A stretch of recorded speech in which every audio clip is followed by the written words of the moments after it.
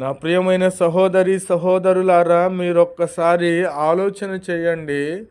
నేను క్రీస్తుని కలిగి ఉన్నామని చెప్పుకొనుచు ఎన్ని పాపములు చేయుచున్నారు, వ్యభిచరిస్తున్నారు, విగ్రహారాధన చేస్తున్నారు, ఇరుగు పొరుగు వారిని దూషిస్తున్నారు.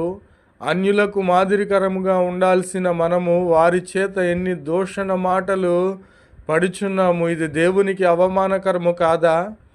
దేవుడు మన కొరకు కల్వరి సిల్వలో తన రక్తమును కార్చి మనము బ్రతికించినది, మనలను సజీవులుగా ఉంచినది ఈ విధముగా నాశనమయ్యి మనలోనికి సైతాన్ను తెచ్చుకొని వాడిని అనుసరించుట దేవునికి ఇష్టమా?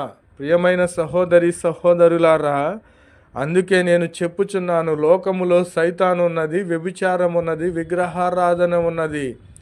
కానీ నా హృదయములో నాలో నిశ్చయముగా ఉన్నవాడు గొప్పవాడు అని చెప్పుకొనగలిగిన వాడు